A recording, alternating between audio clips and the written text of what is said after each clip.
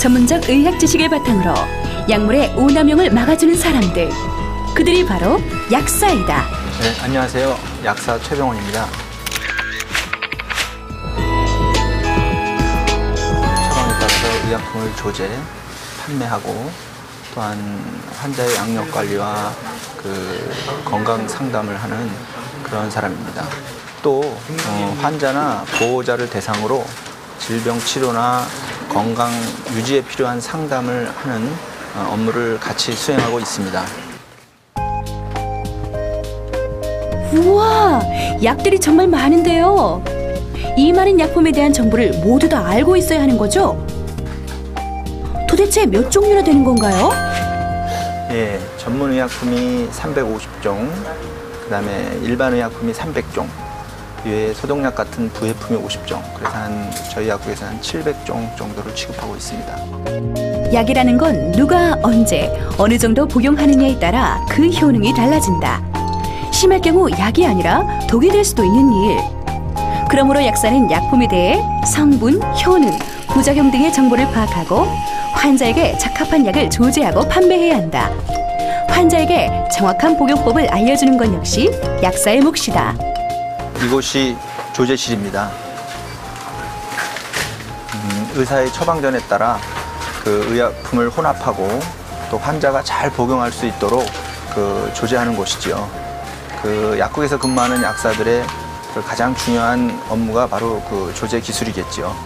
따라서 이 조제실을 청결하게 유지하는 것도 약사의 필수 업무 중 하나이다. 이렇게 능숙하게 약을 조제하기 위해서는 전문적 의학 지식이 필수. 약사의 손을 거치지 않은 약은 진정한 약이라고 할 수가 없다. 그 밖에 또 어떤 능력이나 자질이 필요한가요? 컴퓨터 활용 능력은 필수라고 할 수 있습니다. 컴퓨터를 활용해서 국민건강보험공단, 그다음에 심사평가원 등과 관련된 보험 업무 처리는 물론이고 바코드 처리를 통해서 일반 의약품에 대한 판매 업무, 그다음에 재고 관리까지 모든 업무를 컴퓨터를 활용하여 처리하고 있습니다. 환자를 대면하는 일이니까 서비스 마인드를 가져야겠죠. 특히 이제 약국에는 아파서 오는 분들이 많기 때문에 주의를 더욱더 기울여야 합니다. 그리고 하나 더, 모든 직업에 적용하는 것이겠지만 특히 약사들은 대부분의 환자를 서서 상담하고 하기 때문에 체력은 필수입니다. 아침 9시부터 저녁 7시까지 10시간. 이렇게 오랜 시간 대부분 서서 일하니 약사에게 체력과 건강은 매우 중요하다. 일반인들이 약사를 가장 쉽게 만날 수 있는 곳이 바로 약국이다. 하지만 약국 말고도 다양한 곳에서 약사들이 일하고 있다. 병원에 근무하는 약사들은 입원 환자를 위한 의약품을 조제하는 것은 물론 의사나 간호사 또는 환자나 보호자에게 약에 대한 정보를 제공하는 역할을 합니다.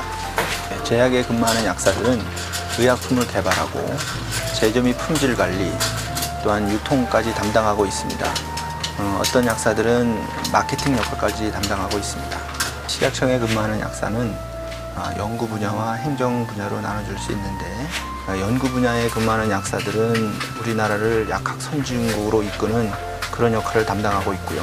행정 분야를 담당하고 있는 약사들은 제약회사에 제출한 의약품 제조 허가 업무를 담당하거나 또한 제약회사에서 제조 및 품질 관리를 사후 감시하는 그런 역할을 담당하고 있습니다. 보건소에 근무하는 약사들은 보건 행정 업무에 대한 행정 업무를 담당하고 있는데 일반 약국들이 평소에 위생 관리라든지 일반 업무를 잘 수행하고 있지만 혹시나 있을 수 있는 실수나 그런 부분에 대해서 정기 점검을 실시하고 있습니다.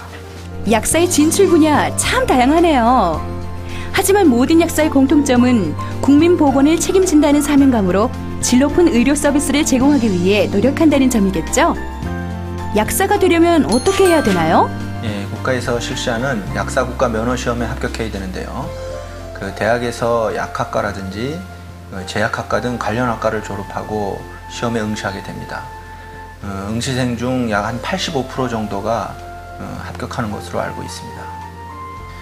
타 직업군 같은 경우는 조기 퇴직이라든지 명퇴라든지 이런 얘기가 많이 돌고 있는데 약사 직업 같은 경우는 나이가 들면 들수록 그다음에 경험이 많아지면 많아질수록 더욱더 환자들을 위해서는 좋아진다고 할 수 있겠죠.